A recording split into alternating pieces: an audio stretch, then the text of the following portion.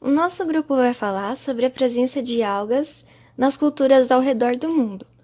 Os integrantes do grupo 2 são Ayla, Alexandre, Eduarda, Jean, Marina e Samira. Eu vou falar sobre as algas na cultura irlandesa. Dulaman é uma expressão em irlandês que se refere a um tipo comestível de alga chamado rock canalizado. Essa alga só cresce no norte da Europa, por isso que a gente não ouve falar disso aqui no Brasil. Ela foi muito utilizada em períodos de escassez. Ela servia para alimentar as vacas ou então para o próprio consumo da população. Era um alimento valioso como uma defesa contra a fome. Além disso, também tinha o uso medicinal. E existe uma canção irlandesa que tem o mesmo nome dessa alga, se chama Dulaman. É uma canção folclórica que vai falar bastante sobre essa prática da recolha de algas. Eu deixei um trechinho dessa canção ali no canto. Em irlandês está escrito Dulaman na Farige, Fara Vianerin, e a tradução significa algas do oceano, o melhor de toda a Irlanda. E aí fica evidente o quão marcante essa alga foi para o povo irlandês. Meu nome é Jean e eu vou falar das algas na cultura japonesa. E elas são muito presentes nos pratos, tanto que é um estereótipo, porque quando você pensa em alga, já vem logo sushi e temaki, e quando pensa em comida japonesa, também vem esses alimentos que são enrolados na alga. E eles utilizam tanta alga pela sua posição geográfica, que fica no meio do mar, então é mais fácil deles consumirem produtos vindo do mar, e dentre esses produtos é a alga. E eu vou falar sobre três algas que são mais comuns, que é o wakame, kombu e o nori. Começando com o wakame, o seu nome científico é Undaria pinnatifida e é utilizado para fazer o sunomono, que é uma salada de pepino com gergelim, vinagre e o próprio wakame, e também é utilizado para fazer o misoshiro, que é mais conhecido e utiliza wakame, cebolinha, tofu e miso. O wakame possui muitas vitaminas como K, E, D e B2, também muitos minerais como cálcio, potássio, zinco e fósforo. Agora, do kombu, o seu nome científico é Laminaria japonica, é utilizado principalmente para fazer o dashi, que é o caldo de sopas. As pessoas também dão um nozinho no kombu para ficar bonitinho, e também, como os japoneses são supersticiosos, para trazer sorte. Às vezes ele pode ser substituído pelo wakame em algumas sopas. E ele possui vitaminas como K, A, C e também o B12, que é muito importante para a dieta dos veganos. Essas duas algas são encontradas secas no supermercado, então é só hidratar elas com água ou colocar na própria sopa já direto, que ela vai absorver a água da sopa. E agora, por fim, o nori, que seu nome científico é a Porphyra púrpura, que acredito que seja a alga mais conhecida, e porque ela vem em volta do sushi, do temaki, dentro dos uramaki, e também pode ser comida com petisco, que ficaria a de nori, que é temperado e vem meio salgadinha, apimentada, vindo em tiras bem menores do que o nori normal para fazer o sushi, e também é muito gostoso. Agora eu vou falar um pouco sobre as algas na cultura indígena.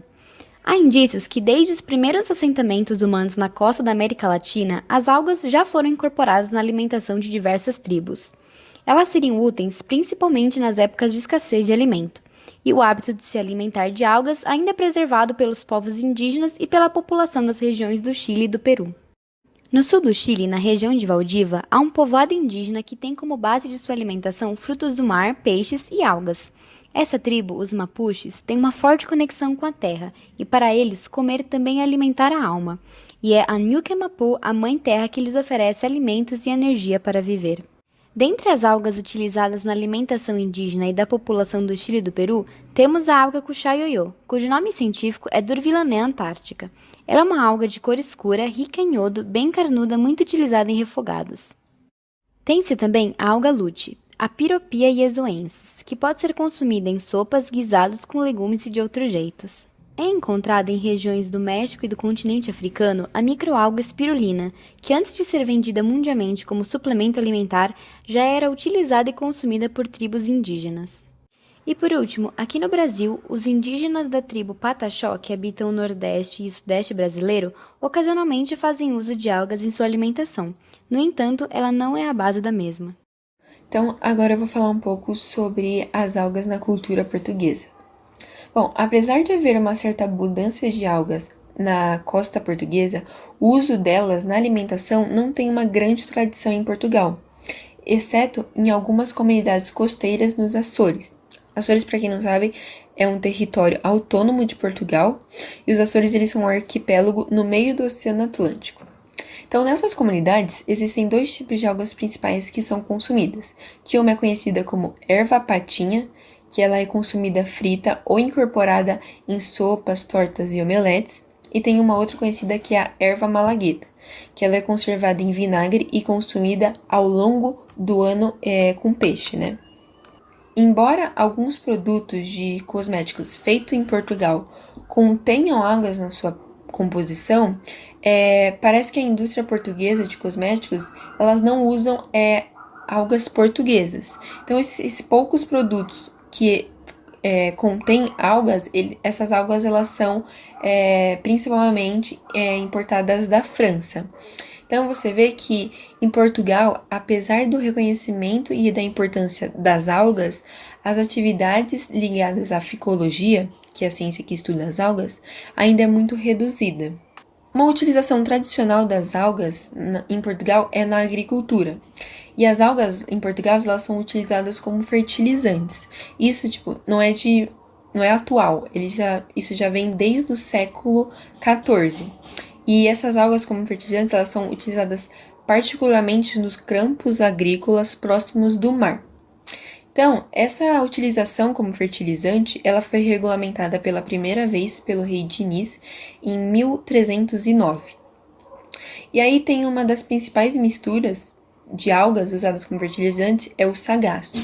O sagaço é o conjunto de diversas algas marinhas que crescem no rochedo da plataforma continental. Então, esse sargaço, ele consiste em recolher essas algas que desprenderam dos rochedos pela movimentação das ondas. Então, recolher manualmente essas algas na beira de praia, na beira do mar. E aí, depois de terem recolhidas, eles estendiam, né, essa alga para secar ao ar livre. E aí, depois, eles armazenavam e depois utilizavam como fertilizante nos campos de macieira. Bom, agora eu vou falar das algas na cultura islandesa. Uma alga muito utilizada e muito conhecida nessa cultura é a alga dulce. E seu primeiro registro nessa cultura foi em 1961. E naquela época, eles utilizavam muito essa alga como uma fonte de alimento. É importante a gente lembrar que a Islândia ela está cercada por mares e não possui um território muito vasto, logo o que dificulta a criação de animais, então eles não conseguem ter uma produção muito alta, por exemplo, de carne, então eles vão se utilizar da pesca e do mar para se alimentar.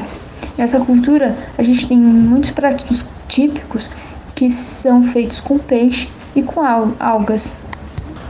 Algo muito interessante para a gente perceber o quanto as algas influenciam nessa cultura, na cultura islandesa, é que a alga dulce está presente presente no Código de Leis mais antigo da Islândia, o livro de leis de 1150 d.C. E nesse livro fala assim: perfeitamente legal coletar e comer o dulce de outro homem enquanto viaja por sua propriedade. O que significa, enquanto você está fazendo ali uma viagem longa, que vai demorar, e você passa por uma propriedade que uma pessoa ela cultiva o dulce, você pode, é totalmente legal você coletar esse dulce que a pessoa cultiva e comer levar e comer durante a sua viagem. É muito interessante ver como a alga está na cultura deles, tanto que atinge até as leis. Além da alga estar presente no Código de Leis da Islândia, o dulce ele também era utilizado como uma moeda de troca. Então as pessoas elas iam e vendiam dos que elas tinham cultivado em troca de lã, de carne, de leite, dos outros mantimentos que era necessário. É interessante pensar agora também que na Islândia o dulce ele foi comido tanto por pessoas pobres quanto por pessoas ricas, então independente as pessoas tinham acesso ao dulce. Agora eu vou falar um pouco do dulce e como ele é consumido e cultivado dentro da cultura islandesa. O dulce era antigamente conhecido pela palavra nórdica sol. Eles coletavam o dulce quando a maré estava baixa e quando ele estava maduro. Isso ocorria ali pelo final de agosto. Alguns lugares eles lavavam o dulce com água doce, eles secavam o dulce, embalavam em barris ou cabanas especiais. Aí ele era comprimido e seco e às vezes ele ficava lá por meses até ele ser realmente consumido. Nessa cultura, na cultura islandesa, eles normalmente consomem o dulce com peixe seco e manteiga. Ou eles consomem o dulce com leite e pão.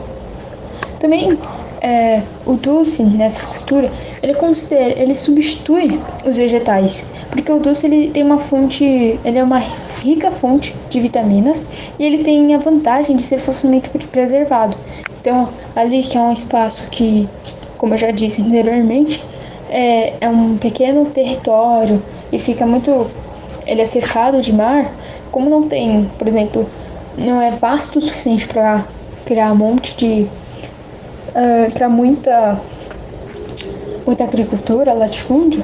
Então o dulce está aí para substituir alguns vegetais que não se dá naquela terra também, e aí eles utilizam o dulce como uma fonte rica de vitaminas.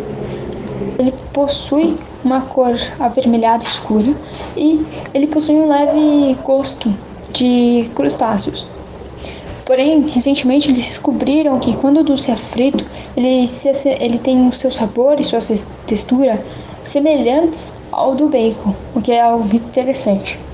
Na Islândia, eles consomem o dulce de forma desidratada, cozida, frita ou crua.